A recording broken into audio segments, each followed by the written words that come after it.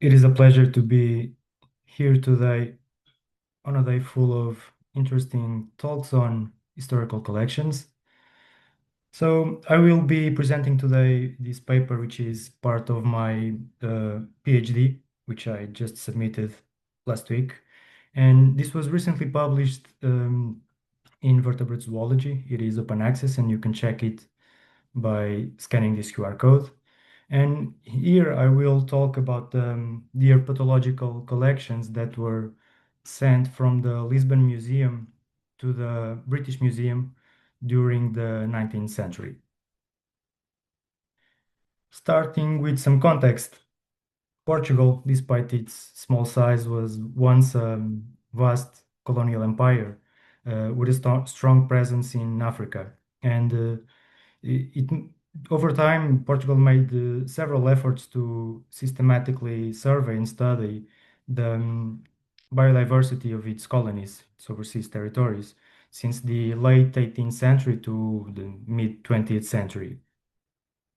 And one major figure that was involved in these efforts during the 19th century was Barbosa du Bocage. Bocage was a great scientist. He is, until today, considered one of the most influential Portuguese zoologists. And he was also an active politician who was deeply involved in the colonial enterprise and Portuguese presence in Africa. And in 1858, Bocage was appointed director of the zoological section at the National Museum of Lisbon. And this was at a time when the museum had been practically abandoned for decades now. And in Bocage's own words, the museum was unable to develop and prosper, and there were no resources to care for its collections, to study or enrich them. So, faced with this reality, Bocage worked to establish a network of collaborators in order to enrich the museum collections and regain its scientific relevance among its European counterparts. And in 1862, Bocage issued a set of practical guidelines on how to collect, prepare, and ship zoological specimens to the museum. And this was quite successful, and he started receiving many specimens, mainly from Portuguese colonies in Africa. And these specimens were being sent by dedicated naturalists and explorers like José de Anchieta, who is depicted here on the right, and was the most prolific of Bocage's collaborators. He explored Angola for decades and sent hundreds of specimens to Lisbon. So Bocage spent the following decades systematically studying and organizing the collections at the museum, published dozens of papers, and described more than 200 species across several taxonomic groups. But Bocage had a special interest in the African herpetofauna and dedicated much of his work to the study of Angolan reptiles and amphibians, to the point that today he is considered a major figure and the forefather of Angolan herpetology. However, even though Bocage was already a proven scientist when he was appointed director at the museum, at that time he was still unfamiliar with the African fauna. So to help him with the task of studying and organizing the material he was now receiving from those regions, Bocage reached out to his peers in other European museums in order to exchange opinions and specimens. And this exchange of specimens between museums was a common practice at the time, with several consequences.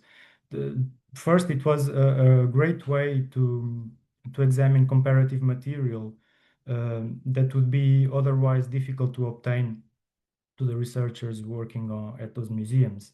And perhaps the most the relevant and unexpected outcome of this was that backup backup backup copies, so to speak, were now dispersed in several museums across vast scientific networks that were safeguarded in case that something happened to the original collection, which was exactly what happened to the museum in Lisbon.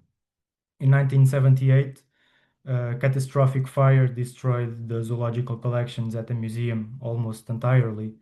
And this, of course, included all the material that was studied by Bocage and used by Bocage to describe countless new species. And the loss of the type specimens that Bocage used to describe these species had severe consequences for taxonomy and nomenclature that we still feel today when we try to study the biodiversity from those regions, like Angolan herpetology. So what brings me to the British Museum? We know today that there are specimens that were sent by Bocage in several museums across Europe, for example, in Berlin, in Paris, and in London. Uh, but the published record on this is mostly limited to specific cases like type catalogs of those collections. And there was to date no attempt to summarize and assess the full extent of specimens that Bocage was sending to these museums. And we know that Bocage maintained particularly good relationships with his colleagues in London, especially with Albert Gunther. And he was maintaining regular correspondence with him. And this made me want to take a deeper look at the collections in London today and look for Bocage's specimens. So for this paper, I wanted to assess the full extent of reptiles and amphibians that Bocage sent to London during his time at the museum, with a special focus on revising the taxonomy and nomenclature of these specimens and identifying potential type specimens. And to do this, I looked at three main sources of data. First, the register at the herpetology section at the Natural History Museum, where all specimens in the collection are catalogued. And then the specimens themselves and the associated labels.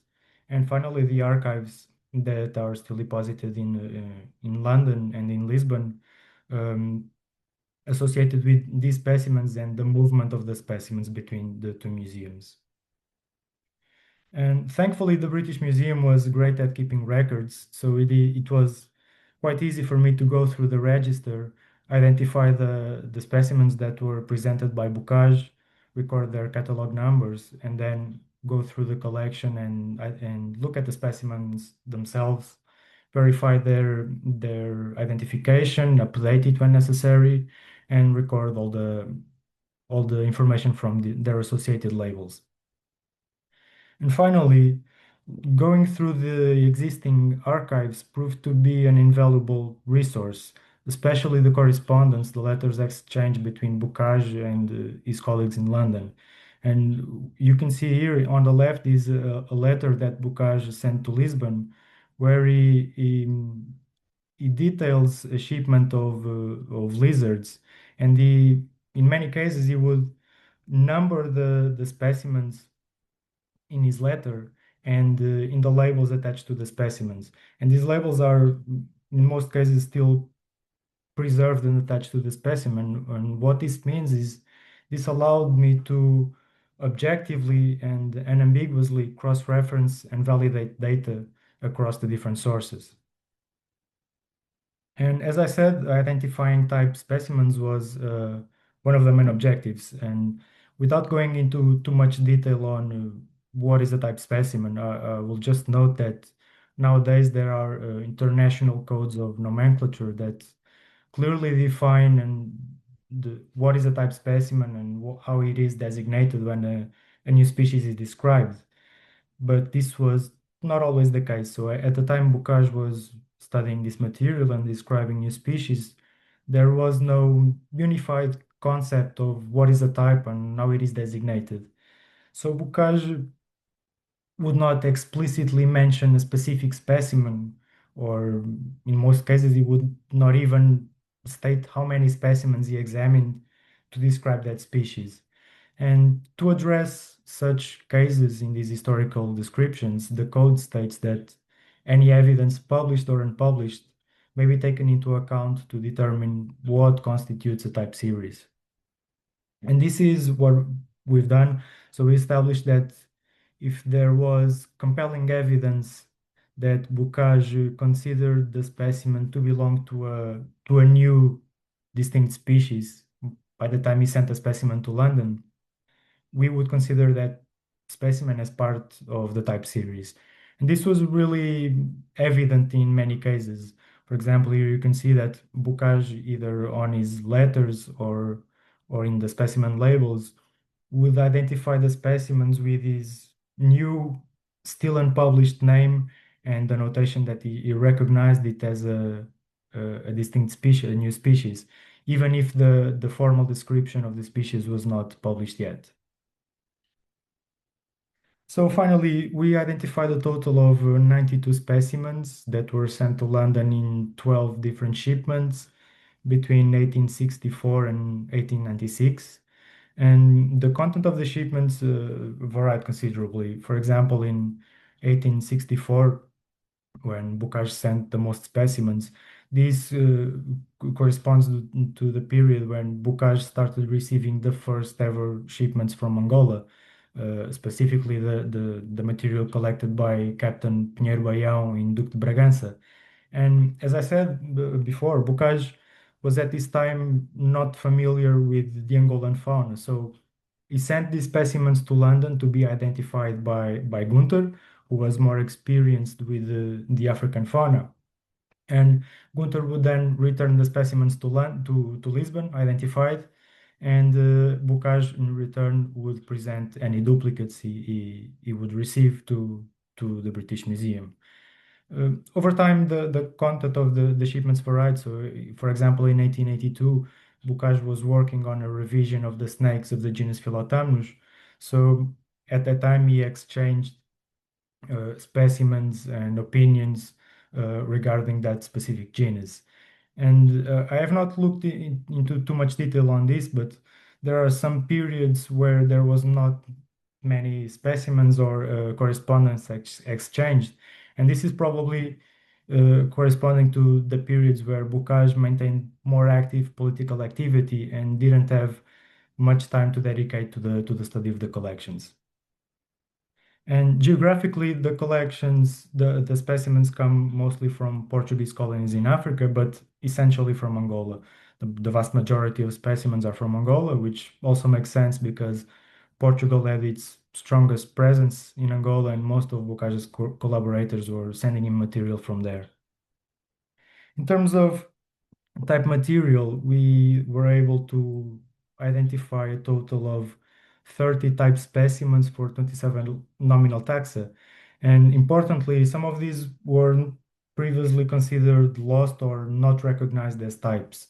And even though some of these species are currently considered synonyms of other valid species, the the recognition and identification of these types um, may prove fundamental to future taxonomic revisions, as some of these are taxonomically challenging and unresolved species complexes.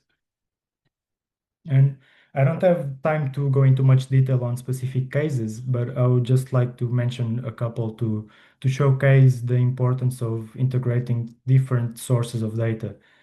So this is Leptopellis bocaji, and this frog was described by Gunther based on a single specimen that was among the first shipment of Angolan material that Bocage sent. And the subsequent whereabouts and status of the specimen were shrouded in much confusion.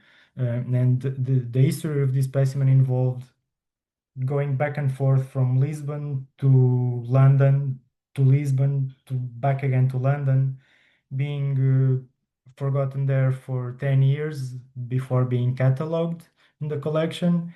And by then, the specimen had lost their original identification and collecting locality.